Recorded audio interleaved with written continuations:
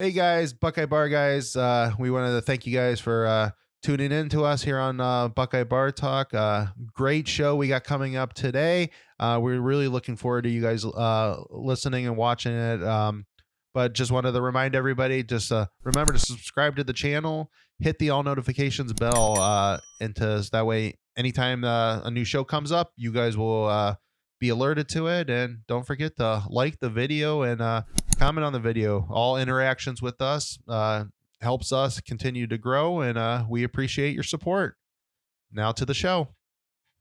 Welcome back, everybody, to Buckeye Bar Guys here on Buckeye Bar Talk. I'm Mike. And I'm John. Today's date is Thursday, April the 14th, and we are just now slightly over 48 hours, maybe under 48, probably under 48 hours till the spring game, so a little bit over a day. So it's a big spring game pre-edition that we're going to be talking about tonight. Got a few stories prior to that. Unfortunately, we're going to start off with some sad news that obviously everybody knows about that happened this weekend. We're going to discuss the passing of Dwayne Haskins. It was an emotional Saturday. That was it was like a ton of bricks just hit you in the face. You're the one that saw it first, and I'm like, there's no way in hell. And then, it's just one of those things. It's like such like an unexpected thing, and you just don't know how to kind of deal with it at first, and then it just kind of starts seeping in, and it's this really sad story. Obviously, I really only know obviously of Dwayne through being a Buckeye fan, but when you start reading all the different stories and stuff about him, I mean, he was a genuine kid, and seemed like he loved everybody. Always was very. I mean, a lot of the reporters, chimed in about just how nice he was and friendly, and always had a big smile on his face. And we got some of that as just being Buckeye fans, but there was a lot of other stuff I got from behind the scenes that the players, a lot of his teammates and the coaches talked about. That it was a bummer. Yeah, I mean, it kind of like speaks volumes to the brotherhood. And I know everybody thinks we're just the craziest, fans that are out there. And yeah, I mean, there is some truth to that, but I can tell you, I mean, that's just like, I care about these kids also. I mean, I'm just like, I love the Buckeyes, but I want them to succeed as people as well. And when I read that, like, that was like just a ton of bricks hitting me. And I mean, I didn't know what to say at first. It was a horrible feeling. And the kid, he's turning 25 next month. And that, I think that was the hardest part, thinking about like he's 24, he had his whole life to live in front of him. And people can talk about, whatever mistakes he might have made, which I think to record he went to a strip club during COVID. Yeah. Right. So, I mean, and that it's like, hell, I mean, if I didn't have, all these years to make up for what I had done before 24, then yeah, I mean, it would, I know these guys. It's not the best outlook. So Yeah. I mean, the poor kid, he had his whole life, and his parents, they got to bury a 24-year-old. So it's such a shame. Like on some of that stuff, and I mean, I'm not going to dwell on that because obviously there's a lot with the Adam Schefter, how it was reported, but it was very insensitive. The Buckeye fans all made their points across, and a lot of other fans too. And he did take it back. He did delete it, and he apologized for it a couple days later, but he apologized for it. So I think that the best thing you can do is just kind of, he made his apologies. Forgiveness has to be kind of a big thing, and just let it go at that point. But some people, like, the one thing I always hate when people, I mean, I understand these kids are in the spotlight, these young adults are in the spotlight, right? I would really love to see some of this. I mean, I know some of the stuff I did from 24 and prior to 24. I mean, even a little bit after 24. I mean, especially, I mean, it seems like it's us guys, we're the one, there's always a reputation. It takes us a little minute longer to mature. I mean, not necessarily untrue. So, it happens. And so I would like to just, I don't like when I see people on Twitter kind of bashing people for different things. And it's like, Man, I would just love to see a little peek into some of the stuff you got into at that age, and come on, man. And you can say all you want. Oh, he's 18. He's an adult. Like, no, he's a kid, man. And that sucks. I mean, that sucks to lose someone that young that had their whole lives in front of them, and and whether or not he ever became, a QB1 again or anything like that, the guy made it to the NFL. And to talk down like on that accomplishment, I just think that's kind of like the wildest thing. Like, Yeah. there's 32 people that start for an NFL team. He was one of them at a time. Like, No. he had made it. He was a first round draft pick. I mean, the guy threw for close to 5,000 yards in one season in college, 50 touchdowns. I People think get he should have won the Heisman. I mean, and that's not bias. I saw those guys play. I think he should have won the Heisman Trophy that year. There's like a lot of the stuff with yeah, you're right, the 32 teams, 32 guys. I'm a Browns fan. There's a lot of guys since 1999. There's much more on the other end of it than there's guys there's a couple good ones that I think were legit starters that the Browns screwed over.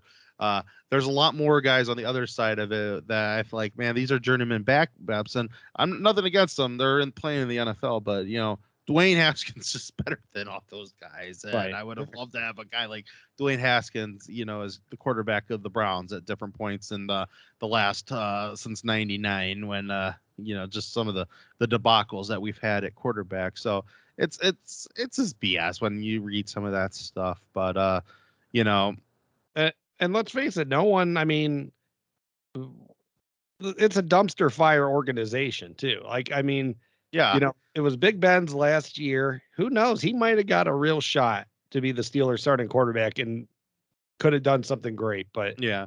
For as that much is as what it is. for as much crap that came out in some of the media, and then some of the guys defending the media member for making the comments that he makes, but like, and as much as I dislike the Steelers as a football team, they do have a their organization is a pretty class organization, and there was nice to see what Tomlin wrote. I mean, it was nice to see what Roethlisberger wrote. I mean, Yeah. he's been around with Haskins for what, half a season, not even a full season, right? Or was it a full season? I don't remember. He was there for a full year. Yeah, he was Okay, there so but preseason. the things he said about him, I mean, Ben Roethlisberger, all he had to do was just come out and been like, sorry for your passing, and sorry to your family and stuff like that. He didn't have to write that big tweet that he wrote that how hard he came in and worked, and so I mean, in what Tomlin wrote, I mean, none of those guys had to do something like that. They choose to do it, and you can tell that his personality rubbed off on a lot of those guys. I think that a lot of the personality we've heard about over the last almost a week now, that it kind of you can tell a lot of people in the league loved him and really liked him, and I mean, so yeah, very sad, and it's just hard day to when it happened, and then kind of in the way it happened, I mean, I'm not going to speculate, who was in his car with him, what happened, why he was crossing the road. I mean, it doesn't matter. I mean, he got hit by he gets hit by a dump truck. I'm pretty sure that's pretty clear. And, and people crossing the highway. I mean, that happens every day in this country. Somebody, there's always those freak accidents. Somebody gets killed on the highway being outside of their car. And I don't think people realize, I've had a car break down on the highway. I've been outside my car. I don't think people realize at times how fast cars are going, and 70 miles per hour can make up a distance a lot faster than what you give it credit for. Yeah. And so don't try to do that. If you're on the highway, don't try to cross it, because more times than not, bad things happen. Yeah, and we'll just remember the good. I mean, that 2018 season, that was magical for Dwayne. I was trying to think, like, what was my favorite performance of his that year? Because there's so many, especially at the end of the year. But the Maryland game, just really, to me, that was something that was just special. That was like his I won't never say die game. I mean, Maryland should have beat Ohio State that day. Yeah. And Dwayne, a guy that didn't run, he had 3 rushing touchdowns. He threw for a ton of yards on them. He put it all on his shoulder that game. Yeah, you're right. Maryland should have actually beat us that day. I mean, that was I mean, you talk about some of the bad defenses we've had over the last couple of years. I mean, that day sticks out like a sore thumb at times when you think about it. I mean, that's definitely up there for me. To me, also, I mean, it's just the Michigan game. That was like everybody said how that Michigan team was going to get us, and and he was just so impressive that game, and they just dominated them. I mean, Don Brown's defense looked so slow in that game. I mean, unfortunately, it felt like a little bit of this year on the opposite side. But no, I mean, you know what I'm talking about. It's just that they weren't ready to go up against Ohio State's offense, and Dwayne was just unbelievable that game. So yeah, that game definitely missed that game. That he was so good, and you know. Yeah, and I know it has a lot to do with Ryan Day, but realistically, Dwayne Haskins was kind of like the blueprint for the quarterback of what we're getting now coming into Ohio State. I mean, he is the reason that 4 and 5-star out of state kids want to come here and be quarterback. And it has a lot to do with Ryan Day because they saw from what Dwayne was doing. What Dwayne did, I mean, he had to showcase it. I mean, right. Justin Fields talks about it. I mean, Dwayne's leaving. Like he doesn't have to open up, in with the crazy thing is Dwayne played with all those kids that Dwayne was like he was quarterbacking with all those kids. So he knew what they were and stuff. And, obviously I think he gets it. Justin Fields is a once in a lifetime type quarterback, and he wants him to go to Ohio State. He wants him to be his replacement.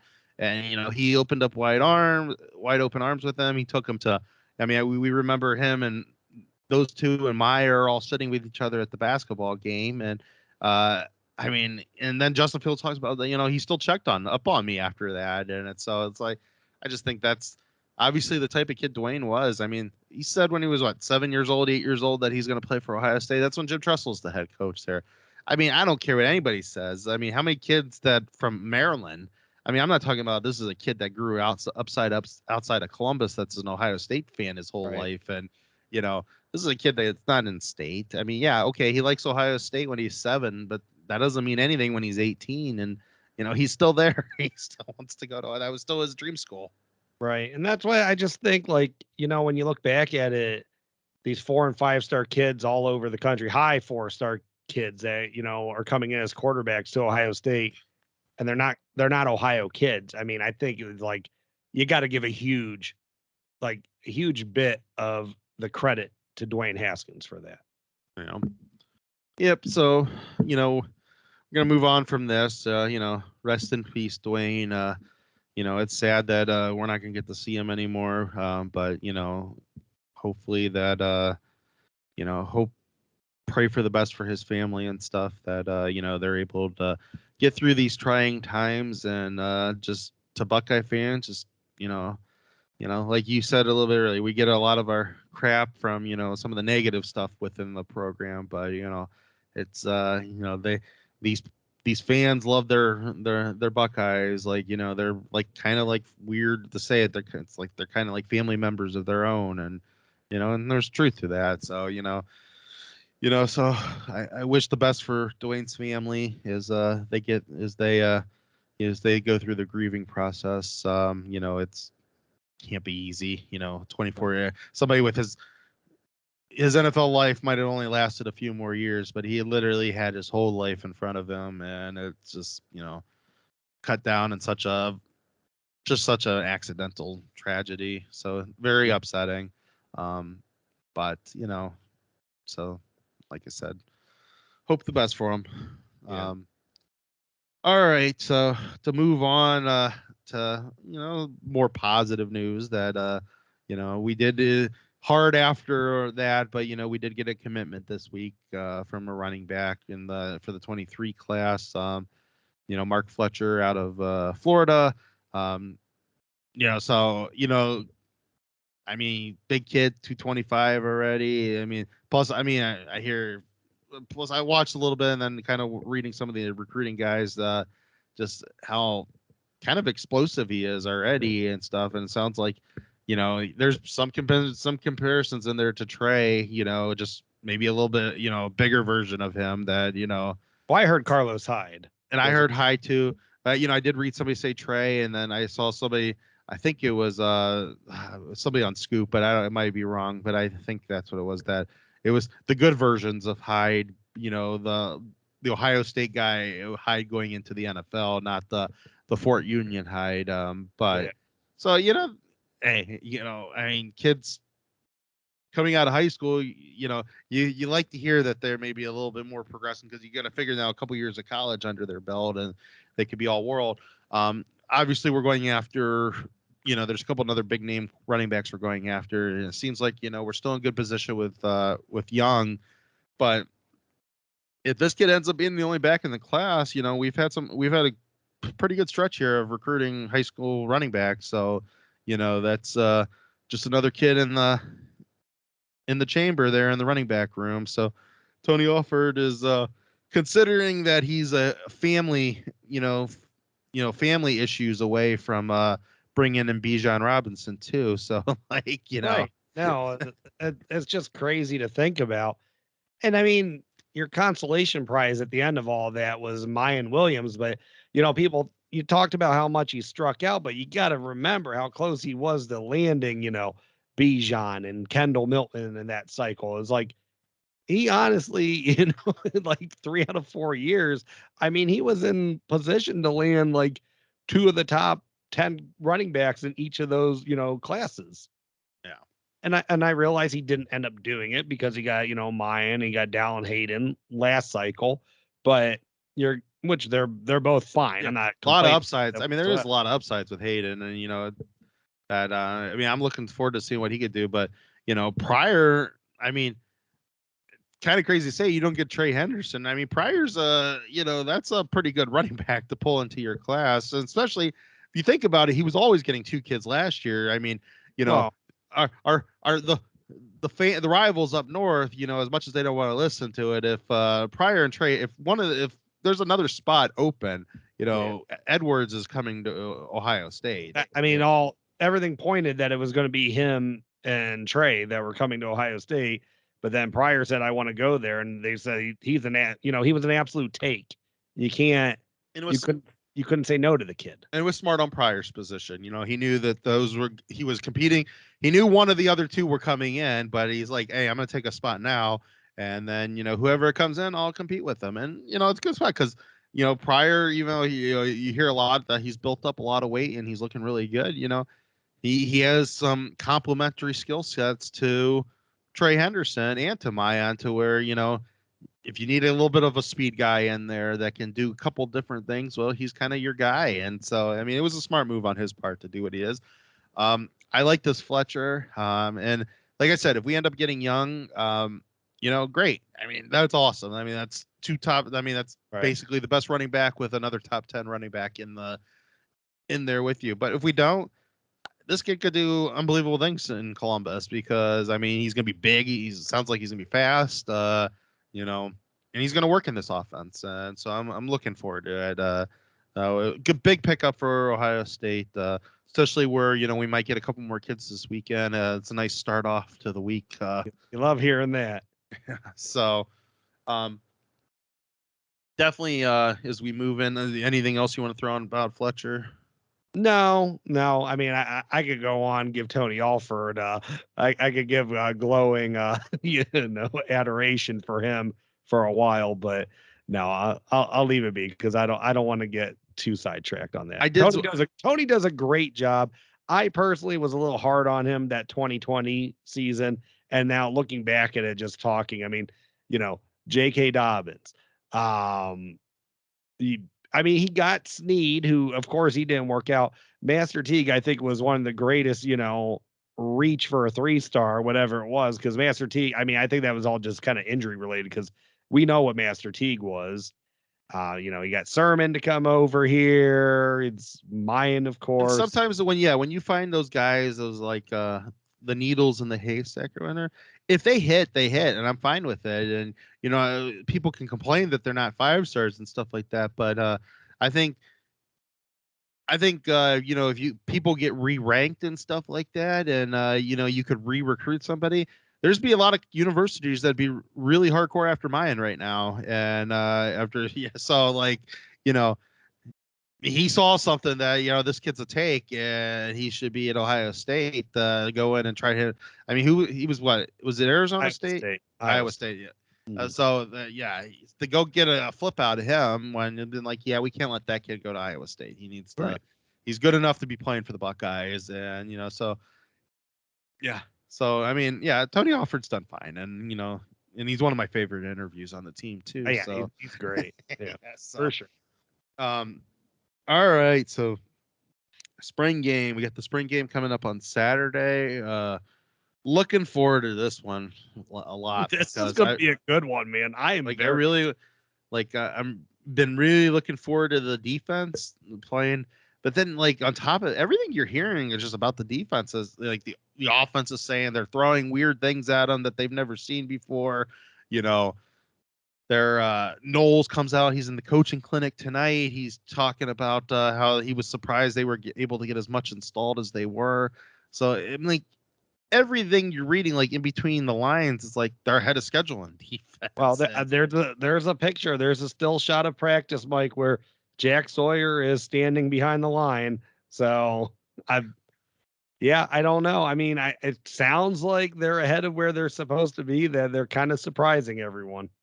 So, I mean, I know Bobby had a couple glowing things to say about them. I mean, and guys, a lot of I've heard it from a couple other Buckeye players too, and they're allowed in at practices.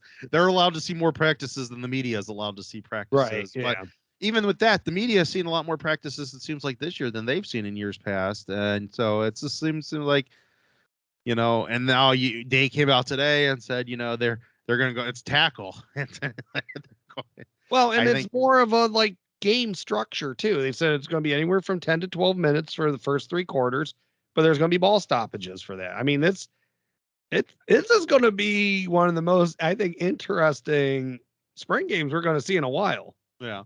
Well, hey, as long as they're not, they're going to run more. It might still be, a passing exhibition. Yeah, which I'm fine with. I mean, like, as long as they're not hitting Stroud, I'm fine with everything right now. Yeah, tackle. And, I mean, you can get guys like JSN in there. He can do a couple snaps and then, be like, all right, it's not, I don't need to see Jackson Smith. I mean, I want to see the other receivers anyway. So, it's not, spring games aren't for guys like that. I mean, all the spring practices leading up to the spring game was for him. And so, some of these guys, yeah, let's get them out.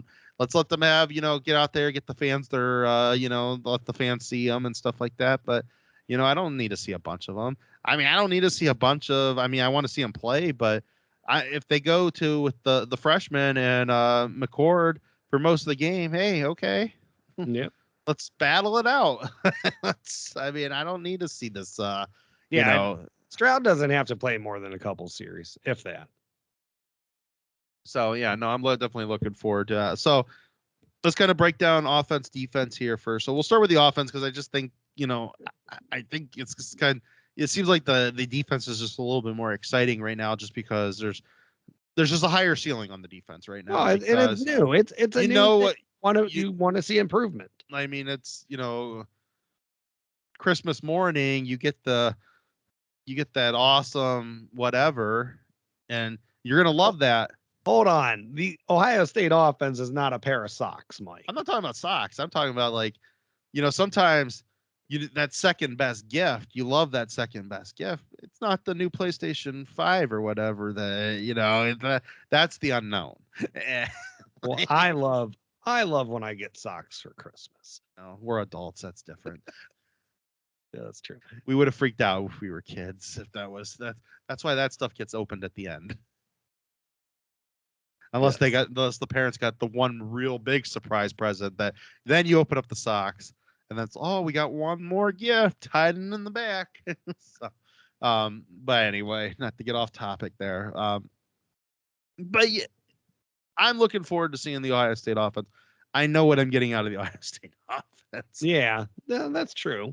And I want to see, if the defense can actually, even though it's going to be kind of a vanilla game, if the defense can do some stuff that, makes the offense looks like they're off track a little bit, I'm going to take that because I know the offense is going to be 100% ready to go come season, and that if the defense is just getting better and better and better, and they're ahead of schedule, that's scary for a lot of Big Ten teams next year.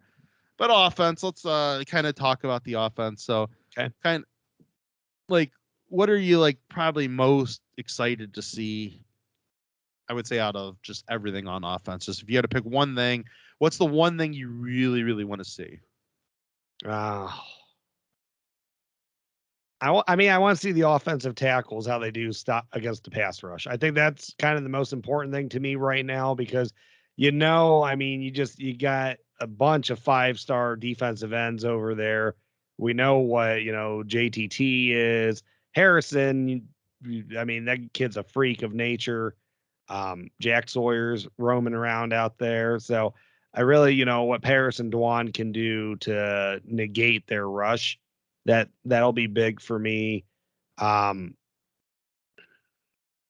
mean, it's always so hard because you don't know what you're going to get in a spring game like that. So I guess, I mean, if they're doing if the defense, and I'm sure the defense is going to be pretty vanilla anyways, but if they're going to throw some different stuff out there, I want to see kind of how, CJ Stroud and the quarterbacks, how they can react to a different look post snap than what they thought that they were going to be getting. So I mean, Yeah. I'm impressed with that. But for me, it's definitely the matchup against the defensive ends with the offensive tackles. I think that's kind of like the biggest one right now. Yeah. I like what you said about the quarterback there. So, yeah, I think we'll see a vanilla defense, but when the vanilla defense, what I think we're going to see is, I don't think we're going to see a lot of defensive line stunts. I don't think we're going to see blitzes. But what I Yeah. think we will see is, I think we'll see some coverages where, they might show Stroud something and then go into something else post snap. Yeah. That's not. You got to do this stuff. Even that's your base defense. So even if it is vanilla, you got to practice, in game type situations. And I think he's going to You're let the gonna do. defensive line. They might not be stunning, but he's going to let them go and go at them. So I'm definitely interested to see how Stroud does with all that stuff. I don't know how. I mean, I think we both agree that they're probably not going to run too much, but they might. And so I think I'm the opposite of you on the offensive line. I want to see what the middle looks like. Yeah. I'm really anxious. I read Fry was talking at that coach's clinic tonight about how he does, where he really thinks they're gonna be able to get his whole offensive line is about getting the guards off their initial blocks and getting them up to the linebackers. So I want to see that if they can. I love do hearing that.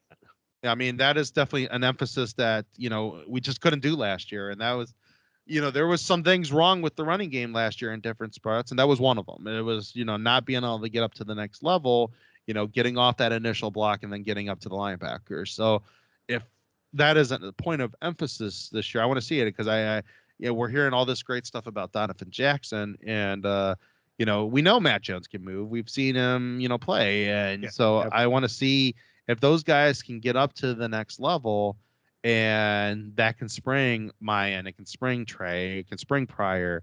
I want to see all that because if they get that running game clicking first, I mean, when you think about guys, you have a Mayan Williams, a Trey Henderson, and an Evan Pryor in your backfield. That's a very hard. If you get you could win all your games with them excelling and the passing game just picking up a first down here and there. Yeah, that's a dominant. If you have the offensive line that can block for that, that is a running game that, I mean, that's a team that could easily rush for 300 yards a game, and Right.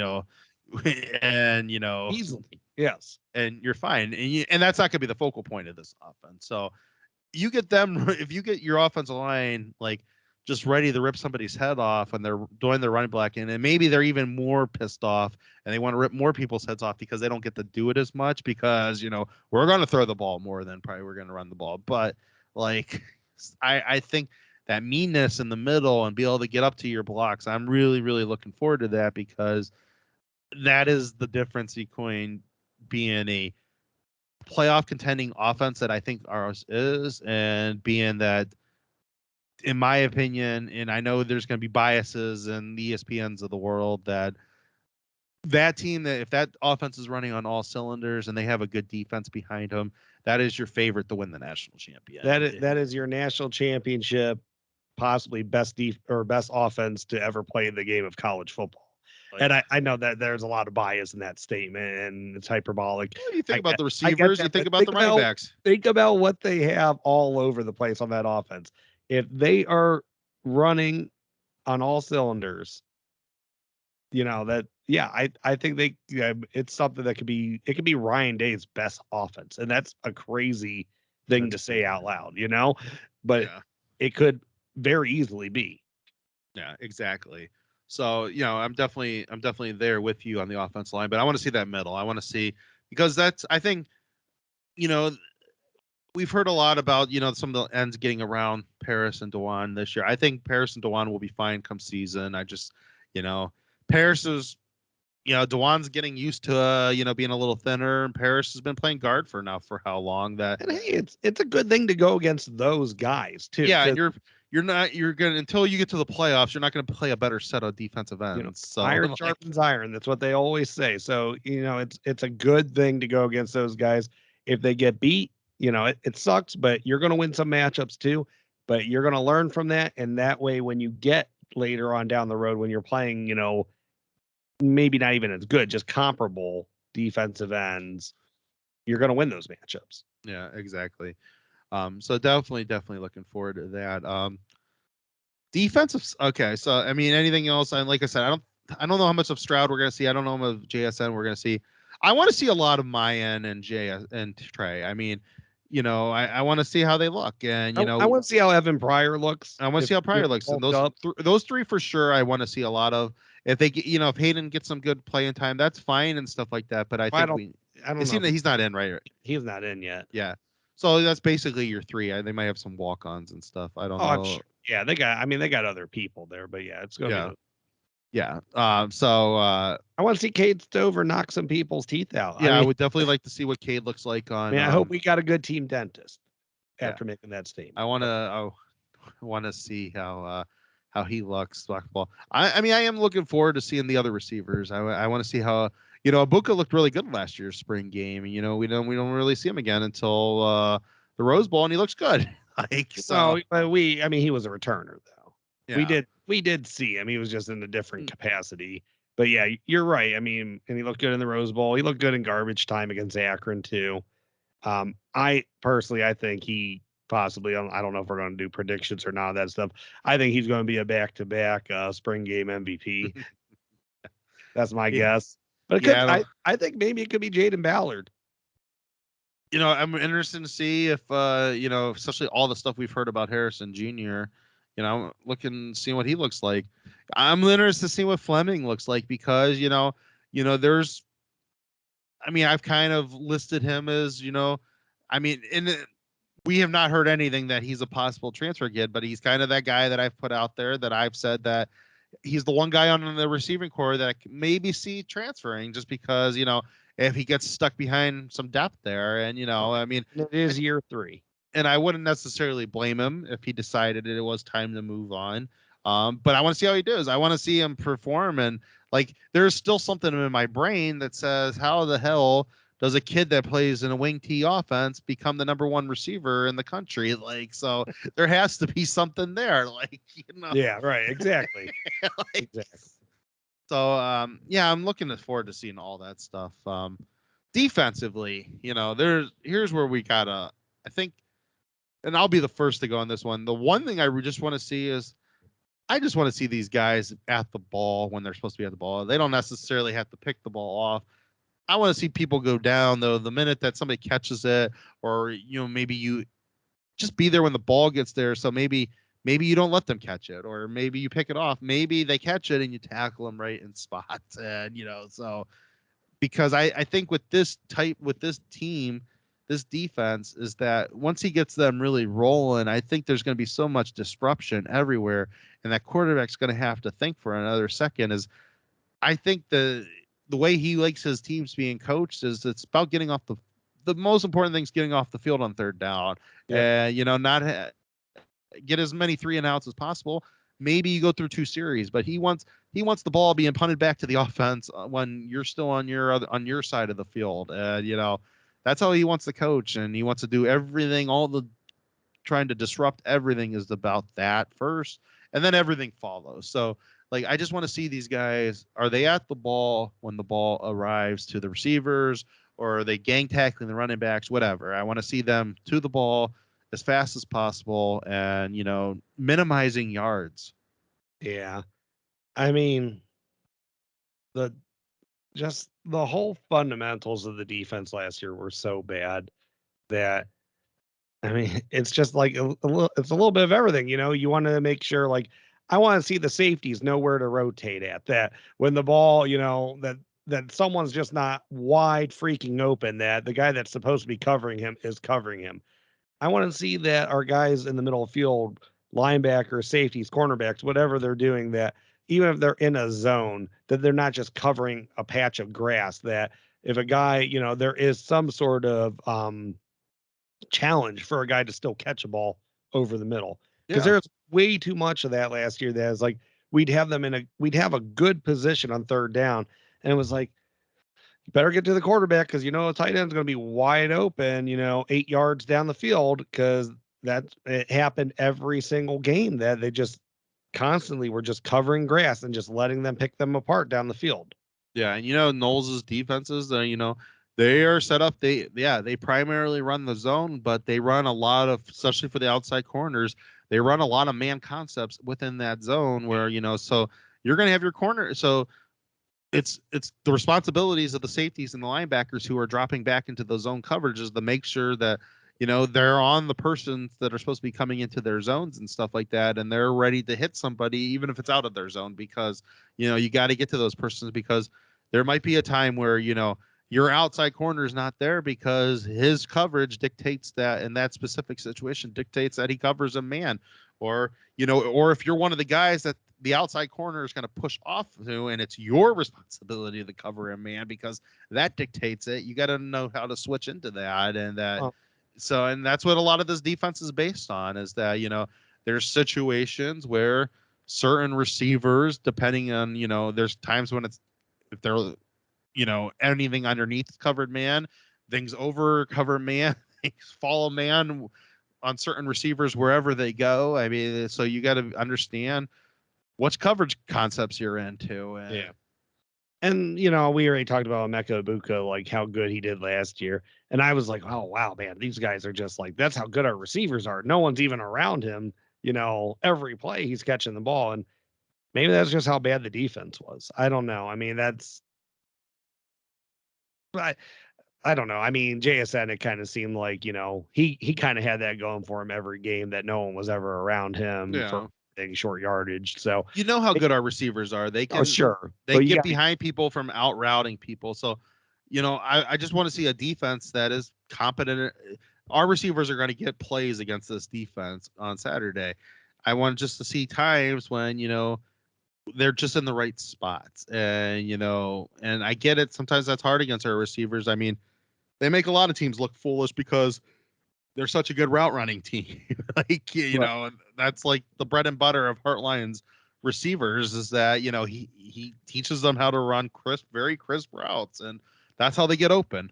And the flip side of what I said earlier, I want to see the defensive ends. I want to see them beat first team tackles, because I haven't seen that for 2 years. Yeah. And kind of going off what I said, I would love to see, one of the biggest problems we had last year is that, our defensive tackles made it too easy in certain games to, the Michigan one really points out, and so does Oregon, let those guards and center get up to the next levels. Yeah. So what I want to see on the offensive line, I do kind of want to see on the defense now, like, slow them down. So like that, your linebackers can make some plays. And, I think this could be a real year where our linebackers really start showing up to kind of where Ohio State linebackers is. We're getting a lot of great reports about these guys. And, I loved what I saw out of Tommy, last year. Steele admitted this, so I'm not cutting on Steele, but he said it, so I'm going to say it. I wish he went to linebacker a lot sooner than he ended up doing it. So, you're hearing good things about Chip, who's, he came in this year. I want to see if Mitchell's ready to, if he's, if he's ready to start making plays and stuff like that. And, I think Taraja, I just wish he would have got more playing time last year, because I think he could I'm still banking on him making a big step this year, but it's going to be harder for him to get on the field. And I wish he would have had more game reps last year because I think do out of those think he's a difference maker. out of those two positions, though, I think they're going to go 4 deep on it. I think they're going to have their primary 2 that they want, but I think you're going to see a lot of the other 2, and you're going to see times where they're in 4-3s and stuff like that. Yeah. And, I mean, I'm not talking about they're going to be rotating 6 guys like they were trying to do last year. I think they're going to have a primary 4 though, and because there might be different situations where that nickel defense is slightly different than in other situations with that nickel defense, because there's going to be times that it makes more sense to have Tommy in there, and it's going to be times that it's going to be make more sense to have somebody else in there. And so That's for sure. Yeah. But I mean, Wisconsin, they're coming into Columbus this year. They got a big old thumper at running back, so there's going to be plenty of need for Taraja Mitchell and Tommy Eichenberg to be going downhill at that guy. Yeah, so you can very easily see that. So I definitely want to see. And that's kind of another thing. I know, you're not going to really, Day said today, Proctor might go a little, not get hit necessarily, but just kind of, just wrap guys and maybe play a couple downs. I'm not expecting it. And no point in, there's really no point in possibly getting Proctor injured again. No, and you know what? The guy, he just needs to, he has to get the mental reps down. He's got to know where he's supposed to be on the coverages, because I know he can hit. Like I have no worries whatsoever of Proctor taking someone to the ground. So I'm interested to see where some of the other rotations are. What are we going to see at corners? What's McAllister? I mean, I've been hearing a lot of good things about him at safety right now. Hickman, I mean, it sounds like, obviously Ronnie had a lot of flashes last year that he could be just a legit star, but I think he's going to do wonders in this defense. So I'm looking forward to seeing him. I'm looking to see where some of these rotations are. I think Court's going to probably be playing, or I think Court's out for the game. Is he out?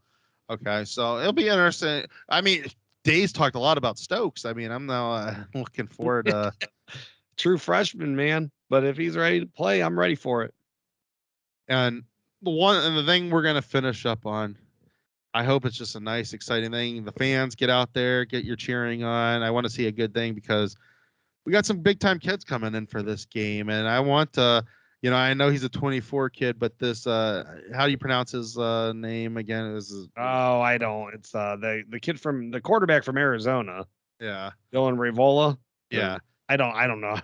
So that's going to be my best guess. When you look at the composite, his number 3 quarterback in the country. He's top quarterback in the 247, outright rankings. So I'm just really looking forward to, he's a lot of crystal balls are starting to come in that he's going to commit possibly this weekend. To get your quarterback that early in the class, and I know quarterbacks go a lot earlier, nowadays than what they used to back in the day. But it's a full year till he's even coming close to coming there.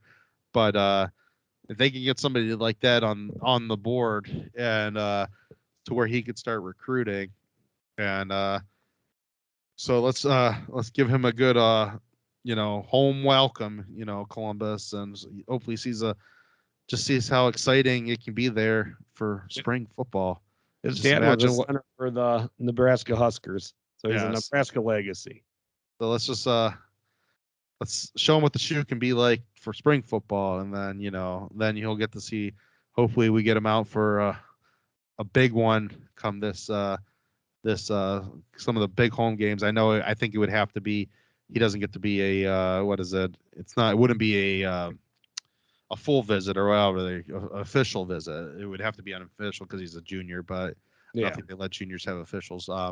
But hopefully he could get out then possibly for a Buckeye one, because we have some big home games this year. So I would love to see him get out to Columbus this upcoming season. But would love to see that kid say.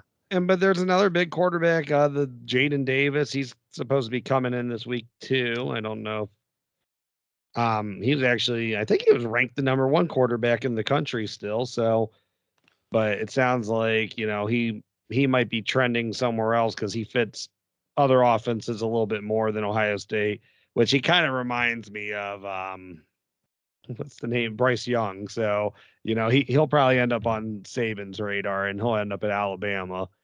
But and I'm happy. I mean, this kid looks like a stud. This Dylan Raiola out of Arizona. So Yeah. if he ends up a Buckeye, I'll be glad. You know, glad for that. And it just sounds like a ton of 24 kids are going to be there at this Yeah. spring game. So if he's, you know, commit and start recruiting, kid. Yeah. And remember, you'll also be thrown to the 23 kids. So if you commit, you get on that Twitter horn, and you start talking to Tate and Ennis and those Brandon guys. Ennis and Carnell Tate. I'll be throwing the ball to you guys at one point. So, you know, come to go on this. Come to Buckeyes. All right. I think we'll be good with that one. Sign on out of here. All right. Well, thank you everyone for stopping in tonight to the Buckeye Bar. I am John. I'm Mike. OH. I.O. Thank you for tuning in to this week's Buckeye Bar Guys on Buckeye Bar Talk. Don't forget to subscribe to the channel, hit that all notifications bell so you see when new content is added, and please remember to like and share so we can grow our audience. Don't be afraid to comment. We want to know what you're thinking, and we want to know what content to add for you guys. OH. I.O.